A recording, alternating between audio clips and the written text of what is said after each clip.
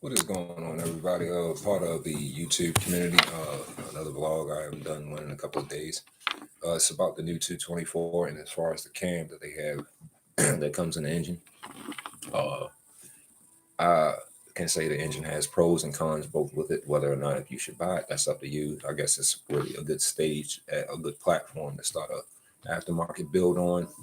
Um, Minus the fact that the cam, okay, it's the one thing that stands out a lot with people when it with that engine, and the reason why it stands out because this is a max performance engine. Why would they? And it's made by the car. Why would they all of a sudden put a plastic cam in it? I don't understand that. I guess it's starting you off with like they'll start you off with a stroker crankshaft, but a plastic cam. I don't understand that, but to each his own. And what's crazy is that you can actually take a Hemi cam and probably stick it in there. You probably won't have too much clearance issues, but just a tad bit adjustment. Would have to honestly give you my opinion whether or not if I would buy it myself. Maybe, but it would just be a backup engine. It wouldn't be something that I would solely just do a big block build off of because, of course, we are already working with five other engines. Now, as far as the clearance size, like I said, it's only a big 3 millimeter board, different than when it comes with the non-Hemi 212 Predator versus you trying to just already have done an aftermarket build and you're using those parts probably to put inside that engine. It would probably be it's still a clearance issue.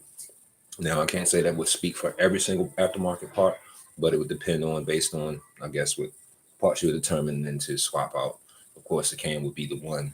A lot of people haven't deleted the governor yet. I'm sure they're only just getting to the point where they're testing out the engine, which, like I told you, people, it only hits 35 factory stock, but the governor already connected, and 36 tops, depending on the terrain that you're riding on, whether it's gravel, ground, or grass, either one of you, whichever you choose.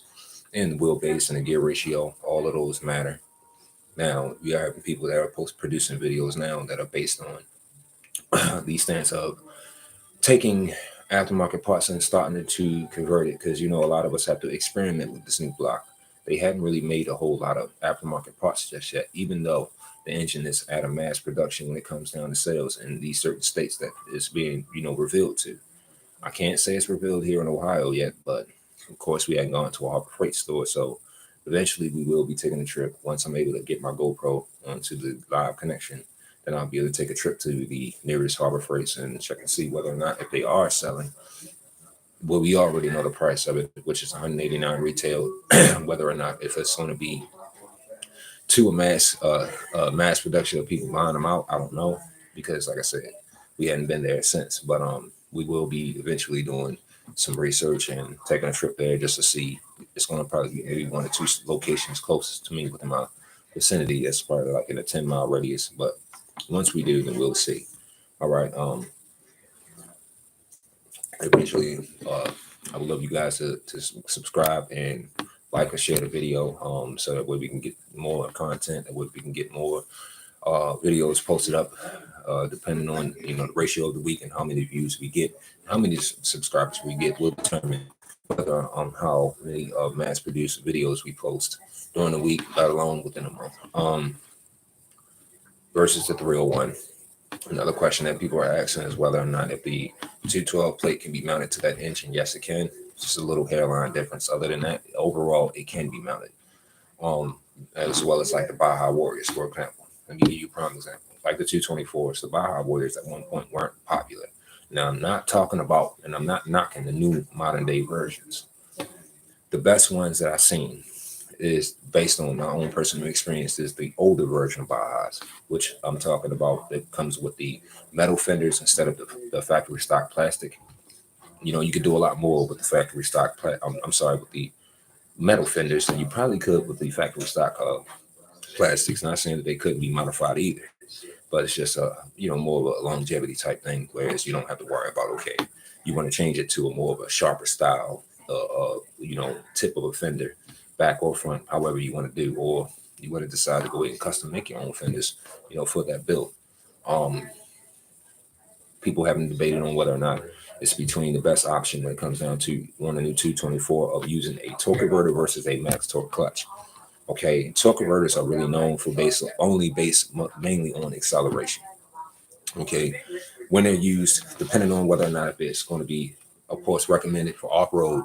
Okay, the CVT is always recommended for that, and as well as if you're doing street riding, they're good because it's based on acceleration. So let's say like for what I'm running on my Baja Warrior in the beginning with the 420 Simpson engine.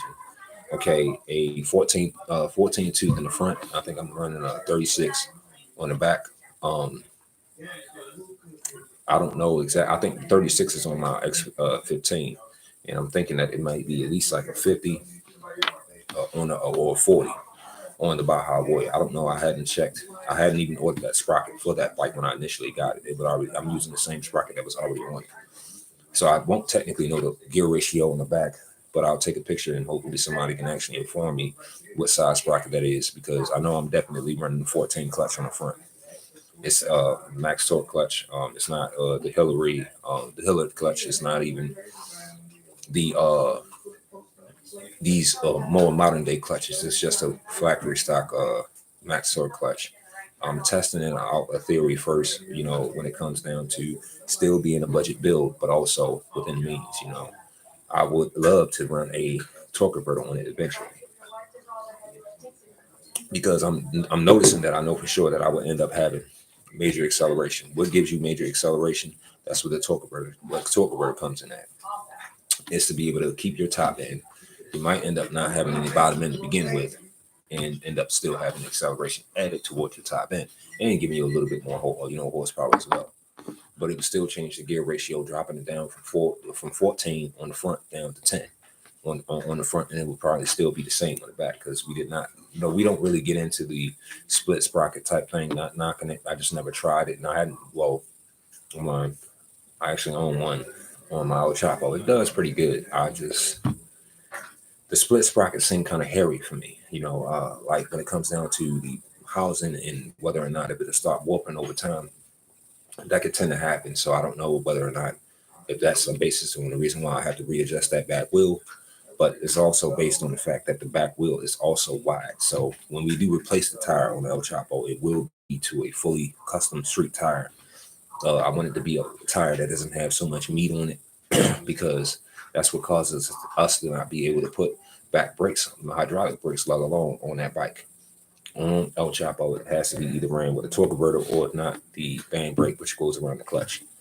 And we're just discovering that. So that's what's going to eventually go in there. Now, how well it works, I would not have to say that it's not bad at all. I would have to say that it's probably the best, because I would say honestly that I used to think maybe it was just only locking up the clutch and then not doing anything with the back wheel, until I seen somebody actually do a video, and they were actually having a camera pointed down to show that it was actually locking up the back wheel. Okay, so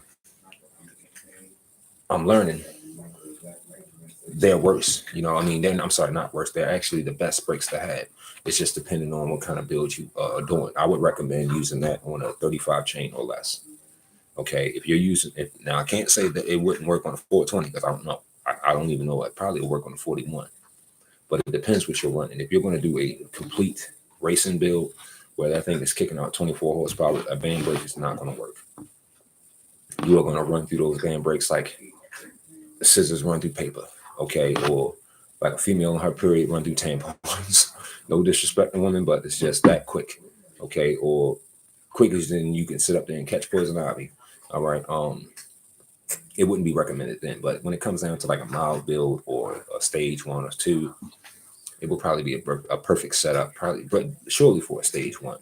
But when you also have to keep your gear ratio in mind, because if you have too much top speed, you're going to run straight through them brakes like it's no tomorrow, and you're going to be ending up having to order the 20 pack and constantly replacing them. So you want to keep that in mind as well.